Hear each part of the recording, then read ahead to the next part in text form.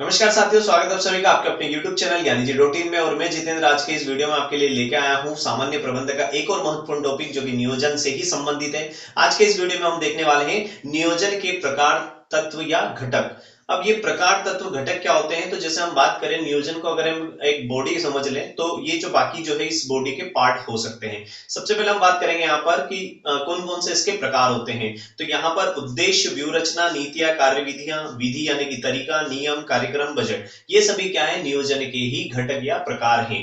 आइए हम एक एक करके यहाँ पर इनको समझ लेते हैं कि ये किस तरीके से नियोजन में हमारी मदद कर सकते हैं, या हमें नियोजन करते समय इन तत्वों के बारे में क्या हमें नॉलेज रखना चाहिए। सबसे पहले हम बात करेंगे यहाँ पर उद्देश्य की। उद्देश्य क्या होता है? तो जैसे कि हम समझ चुके हैं कि कोई भी संगठन हो या कोई भी उपक्रम हो, उसका अगर हम प्रबंध करते हैं तो हमें सबसे पहले क्या करना होता है? हमें उद्देश्य निर्धारित करने होते हैं, लक्ष्य निर्धारित करने होते हैं। तो यहाँ नियोजन में उद्देश्य इंपॉर्टेंट क्यों है, या हम बात करें नियोजन को, ये ऐसा घटक या तत्व क्यों, नियोजन में जो उद्देश्य है इसका ये महत्वपूर्ण घटक क्यों माना जाता है? क्योंकि देखिए, आप जो प्लानिंग करोगे वो प्लानिंग किसी पर्पस के लिए ही करोगे, किसी उद्देश्य के लिए ही करोगे। यानी कि आपका जब तक कोई लक्ष्य निर्धारित नहीं हो जाता तब तक आप किसी चीज की योजना नहीं बना सकते हैं। तो इसलिए नियोजन को क्या, नियोजन के लिए जो उद्देश्य है ये बहुत ही महत्वपूर्ण माना गया है। देख लेते हैं हम यहाँ पर, इसने दिया है नियोजन का प्रथम कार्य उद्देश्य या लक्ष्यों को निर्धारित करना होता है। देखिए, प्रबंध का जो प्रथम कार्य होता है वो भी यही होता है कि जिसमें उद्देश्य या लक्ष्यों को निर्धारित करना होता है। लेकिन प्रबंध का जो प्रथम कार्य वो क्या है? नियोजन है। तो ये नियोजन के अंतर्गत आने वाली क्रिया है, इसलिए हम इसको क्या मानते हैं? नियोजन का एक घटक या अंग या प्रकार हम मान सकते हैं। इसने दिया है कि उद्देश्य परिणाम होते हैं जिनकी, वे परिणाम होते हैं जिनके हम प्राप्त करना चाहते हैं। ठीक है ना? हम उद्देश्य अगर वो समझे कि उद्देश्य क्या होता है, तो आप क्या चाहते हो, आप जो योजना बना रहे हो वो किस वजह से बना रहे हो। तो उद्देश्य क्या होते हैं? वे परिणाम होते हैं जिनकी प्राप्ति के लिए क्रियाएं की जाती हैं। हम जो भी काम करने वाले हैं वो किस पर्पस के लिए करने वाले हैं, वो किस लक्ष्य के लिए करने वाले हैं, वो क्या होते हैं? उद्देश्य होते हैं। इसने दिया है ये न केवल नियोजन के अंतिम बिंदु को ही स्पष्ट करते हैं, अपितु प्रबंध की क्रियाओं जैसे संगठन, कर्मचारियों की नियुक्ति, निर्देशन, समन्वय, उत्प्रेरणा यानी कि अभिप्रेरणा इसको हम कहेंगे, नियंत्रण आदि के भी अंतिम बिंदु होते हैं। मतलब ये केवल नियोजन का ही अंतिम बिंदु नहीं है, ये प्रबंध की जितनी भी क्रियाएं की जाती है, जितनी भी एक्टिविटीज किए जा रही है प्रबंध द्वारा, उन सभी के ये क्या होते हैं? अंतिम बिंदु होते हैं। तो आपको समझ में आ गया होगा कि नियोजन का जो प्रमुख घटक होता है, जो महत्वपूर्ण घटक होता है वो क्या होता है? उद्देश्य होता है, क्योंकि बिना उद्देश्य के आप प्लानिंग कर ही नहीं सकते।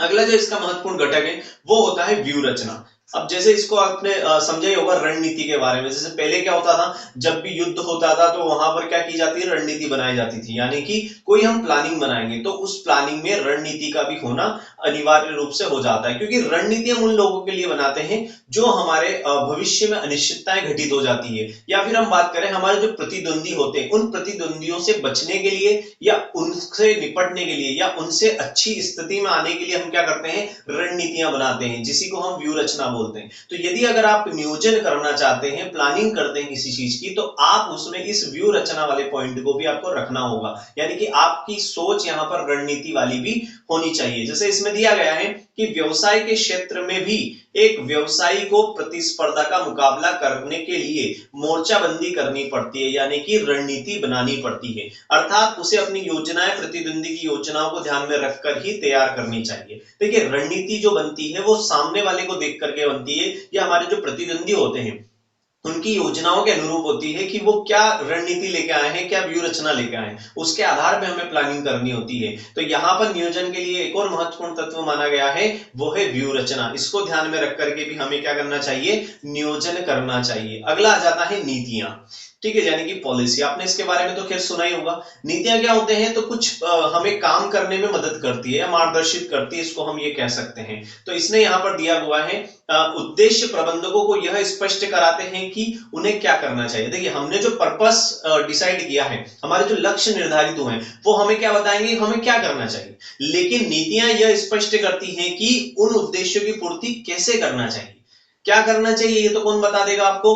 उद्देश्य बता देंगे कि भैया मेरा ये उद्देश्य, मेरा ये लक्ष्य, इसको प्राप्त करना है तो मुझे क्या करना चाहिए, लेकिन उसको कैसे करना चाहिए, उस तरीका जो होता है वो यहाँ पर आपको नीतियां बताएगी।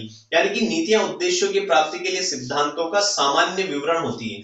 कहने का मतलब नीतियां एक प्रकार से आपका मार्गदर्शन बनती है, आपके लिए गाइडलाइन होती है, जो आपको समय समय पर गाइड करती रहती है। इसमें दिया है जो विभिन्न स्तरों पर कार्य कर रहे अधिकारियों की क्रियाओं का मार्गदर्शन करती है। जो हम मैनेजमेंट करते हैं यहाँ पर, तो हम मैनेजमेंट में प्लानिंग जो कर रहे हैं उस प्लानिंग में हमें नीतियों पर भी ध्यान देना होगा, क्योंकि नीतियां हमें क्या करती है, लक्ष्यों तक पहुंचाने में हमारी मदद करती है। अगला हम यहाँ पर देखेंगे, अगला आता है कार्य विधियां। देखिए कार्य विधि क्या होती है, तो देखो आप कोई भी कार्य करोगे तो उसके अलग अलग तरीके होते हैं, ठीक है ना। वे सारे तरीके जब साथ में बात होती है तो उसको हम क्या बोलते हैं, कार्य विधियां बोलते हैं। किसी कार्य को करने की अलग विधियां या अलग अलग तरीके हो सकते हैं, तो उन सभी तरीकों को अगर हम साथ में बोलेंगे तो क्या कहेंगे, कार्य विधियां कहेंगे। जैसे इसने दिया है, नीतियां किसी उद्देश्य की पूर्ति के लिए मार्गदर्शक सिद्धांत निर्धारित करती है। अब देखो उद्देश्य निर्धारित हो गए, उद्देश्य निर्धारित होकर के हमें ये पता चल गया हमें क्या करना है, नीतियां निर्धारित हो गई, इसकी वजह से हमें पता चल गया हमें कैसे करना है, ठीक है। लेकिन वो केवल एक मार्गदर्शन का काम कर रही है। हम उस कार्य को और अच्छे तरीके से कैसे करते हैं, तो उसकी अलग अलग तरीके होते हैं, उसकी अलग अलग विधियां होती है, तो उन अलग अलग विधियों को हम क्या कहते हैं, कार्य विधियां कहते हैं। आगे इसने दिया है कि और कार्य विधियां उस उद्देश्य को प्राप्त करने के लिए सर्वश्रेष्ठ ढंग का बोध कराती है। देखो बेस्ट तरीका क्या है, ये कौन बताएगा, ये कार्य विधियां बताएगी हमें कि हमें किसी कार्य को करने के लिए कौन सा तरीके का इस्तेमाल करना होगा। हमने लक्ष्य निर्धारित कर लिए, हमने नीतियां बना ली जो हमें मार्गदर्शन करेगी समय समय पे, लेकिन अगर हम कार्य विधियां पर नजर नहीं डालेंगे कि किन किन तरीके से हमें कार्य करना है, तो हम शायद ही लक्ष्य तक पहुंच पाएंगे। अगला हम यहाँ पर देखेंगे, यहाँ पर अगला जो यहाँ पर अंग है या घटक है या तत्व है नियोजन का, वो आता है विधि। विधि का मतलब होता है जो तरीका हमारा होता है, जो टेक्निक हम यूज करने वाले हैं। देखिए कार्य विधियों में तो आपको ये बताया गया कि आप विभिन्न प्रकार से क्या कर सकते हैं, इस कार्य को कर सकते हैं, पर इन सभी तरीकों में से कोई एक तरीका अगर हम ढूंढते हैं तो वो हमारी विधि या टेक्निक कहलाती है, तरीका कहलाता है, मेथड कहलाती है। जैसे किसने दिया है कि निर्धारित लक्ष्य की प्राप्ति का आधार विधियां ही होती है।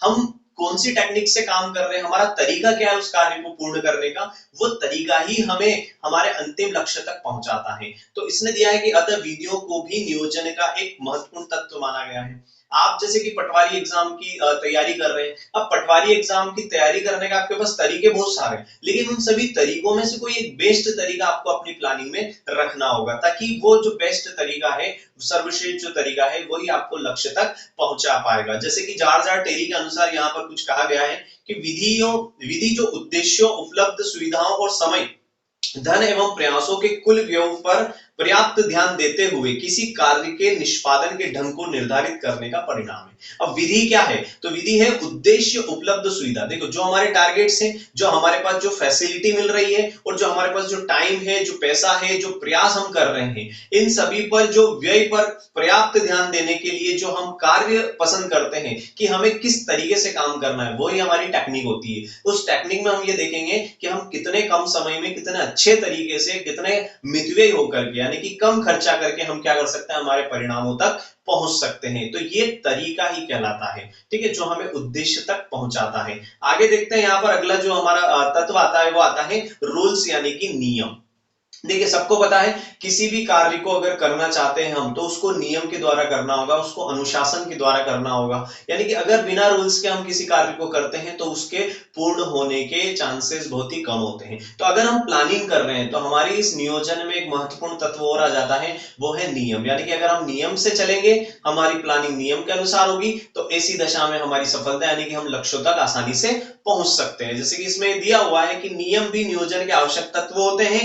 एक नियम यह स्पष्ट करता है कि एक विशिष्ट परिस्थिति में एक विशिष्ट कार्य को कैसे करें। अब देखो रूल्स अगर बन जाते हैं, रूल्स एंड रेगुलेशन अगर बन जाते हैं, तो हम किसी कार्य को किस तरीके से करना है, इसके लिए हम क्या हो जाते हैं, पूरे संतुष्ट हो जाते हैं कि हाँ हमें इस कार्य को इसी तरीके से करना चाहिए। जैसे इसने दिया है कि नियम हमें यह स्पष्ट कर देता है कि एक विशिष्ट परिस्थिति में हम एक विशिष्ट कार्य को कैसे कर सकते हैं। तो ये क्या बता देता है, नियम बता देता है। अब यहाँ पर कुंटज एवं ओडोनेल के अनुसार कुछ लिखा गया है, जैसे इसने दिया है, नियम योजनाएं हैं जो कि आवश्यक क्रियाओं का मार्गदर्शन करते हैं। नियम क्या है, एक योजना है, नियम को ही हम योजना कह सकते हैं कि ये क्या करते हैं, ये आवश्यक क्रियाओं का मार्गदर्शन करते हैं, और इनका चयन अन्य योजनाओं की भांति विभिन्न विकल्पों में से होता है। सामान्यतः ये नियम योजनाओं का सरलतम रूप होते हैं। ये नियम जो होते हैं क्या होते हैं, ये प्लानिंग का ही एक हिस्सा है। आप जो प्लानिंग कर रहे हो उसमें आपको रूल बनाने पड़ेंगे। अगर आप ने रूल नहीं बनाया तो उनको आपके कर्मचारी फॉलो नहीं कर पाएंगे और आपकी प्लानिंग वहीं पर फेल हो जाएगी। तो नियम भी एक प्रकार से क्या योजना ही है, जैसे कि यहाँ पर दिया गया है कि इनका चयन अन्य योजनाओं की भांति विभिन्न विकल्पों में से किया जाता है। हम जो रूल बनाते हैं वो बहुत सारे रूल्स में से छांट करके ही हमें रूल बनाना चाहिए कि, और उसमें ये देखना चाहिए कि हमारे इस रूल से क्या साइड इफेक्ट होने वाले हैं या हमें क्या बेनिफिट्स होने वाले हैं। आगे बढ़ते हैं, यहाँ पर हम नियोजन के तत्व में अगला जो तत्व आता है वो देखते हैं कार्यक्रम यानी कि प्रोग्राम। देखिए कार्यक्रम क्या होता है, तो किसी भी चीज को करने के लिए हमें कार्यक्रम की आवश्यकता होती है, यानी कि उसको करने का, कार्य करने का, ठीक है, उसका जो क्रम होता है, उसकी जो स्टेप होती है, हमने देख लिया भैया इस कार्य को करना है लेकिन कैसे करना है, किस क्रम में करना है, तो वो कार्यक्रम ही हम कहते हैं। तो इसने दिया है कार्यक्रम भी नियोजन का एक आवश्यक तत्व होता है या अंग होता है। अब कुंटज एवं ओडोनेल के अनुसार यहाँ पर कुछ कहा गया है कि कार्यक्रम नीतियों, कार्यविधियों, विधियों, नियमों, सौंपे गए कार्य और एक प्रक्रिया समूह का संचालन करने के लिए आवश्यक तत्वों का एक सम्मिश्रण है। अब कार्यक्रम है क्या, तो कार्यक्रम जो हमने नीतियां बनाई हैं, जो कार्य विधियां हमारे पास आई है, उनमें से हमने जो विधि निर्धारित की है, जो नियम बनाए हैं और जो सौंपे गए कार्य हैं, ये सब जो है एक प्रक्रिया का सामूहिक रूप से क्या है संचालन करने के लिए आवश्यक तत्व माना गया है जो कार्यक्रम होता है। इसमें दिया गया है कि जिन्हें सामान्यतः आवश्यक पूंजी और क्रियान्वित बजट का समर्थन प्राप्त होता है। हम जो कार्यक्रम निर्धारित करेंगे वो इन्हीं के आधार पे करेंगे। तो नियोजन के लिए एक महत्वपूर्ण अंग कौन सा हो गया, कार्यक्रम भी आ जाता है। अगला जाता है बजट। क्या आ जाता है, बजट। देखिए बजट, आप जैसे ही बजट नाम सुनते होंगे तो आपके दिमाग में बहुत सारी चीजें आ जाती होगी, रेलवे बजट आ जाता होगा, ठीक है ना, जो गवर्नमेंट करती है, वित्तीय बजट आ जाता होगा। तो इस टाइप से बजट हमारी प्लानिंग में होना जरूरी है। देखिए हम जो कार्य कर रहे हैं वो किस बजट में लेके करेंगे, यानी कि उसमें टाइम कितना कंज्यूम होने वाला है, कितना उसमें खर्चा होने वाला है, या उस लक्ष्य तक पहुंचने में हमारे साथ क्या क्या होने वाला है। तो ये सारी चीजें हमें बजट के तौर पर के करनी होगी। जैसे इसने दिया है कि प्रत्येक संस्था के अंतर्गत जो भी कार्यक्रम तैयार किए जाते हैं, देखिए हमने जो भी कार्यक्रम निर्धारित किए हैं उनमें मुद्रा, मनुष्य, सामग्री और उपकरण, ये जो चार चीजें इनका प्रयोग किया जाता है। हम मुद्रा का उपयोग करते हैं, मनुष्य का उपयोग करते हैं, सामग्री का उपयोग करते हैं और उपकरण यानी कि मशीनों का उपकरण करते हैं, ठीक है। ये प्रयोग निहित होता है। बजट इन सभी साधनों की आंकड़ों के रूप में आवश्यकता व्यक्त करते हैं। बजट क्या बताता है कि हमें ये चारों चीजें किस आंकड़ों में, किस रूप में, कितनी मात्रा में हमें ये चाहिए। तो इसके आधार पर हम क्या कर सकते हैं, हमारी प्लानिंग को एक मूर्त रूप दे सकते हैं, नियोजन को एक मूर्त रूप दे सकते हैं। जैसे इसने कहा बजट अनेक प्रकार के हो सकते हैं। अब बजट किस प्रकार के हो सकते हैं, क्योंकि हमें प्लानिंग करना है तो हमें उन्हीं आधार पर देखना होगा कि बजट कैसे हो सकते हैं। तो क्रय बजट हो सकता है, विक्रय बजट हो सकता है, श्रम बजट हो सकता है, आय बजट हो सकता है और रोकड़ बजट हो सकता है। तो इसके अलावा भी और बजट होते हैं। तो इस टाइप से आप जिस भी चीज का आंकड़ों में व्यक्त कर देते हो, किसी चीज को आंकड़ों में अगर व्यक्त कर देते हो, उसकी लिमिट सेट कर देते हो, तो वो क्या कहलाती है, वो बजट कहलाती है। तो आपको समझ में आ गया होगा कि आज जो हमने देखा है इस वीडियो में, जिसमें हमने नियोजन के तत्व एवं अंग देखे हैं कि नियोजन के जो तत्व होते हैं वो किस किस कितने कितने प्रकार के होते हैं और वो किस तरीके से हमारी मदद करते हैं किसी योजना को बनाने में। आई होप आप लोगों को वीडियो पसंद आया होगा। अगर वीडियो पसंद आया तो लाइक कीजिए, कमेंट कीजिए और इस वीडियो को शेयर कीजिए अपने सभी मित्रों में। हम फिर मिलेंगे, तब तक के लिए थैंक्स एंड कीप वॉचिंग।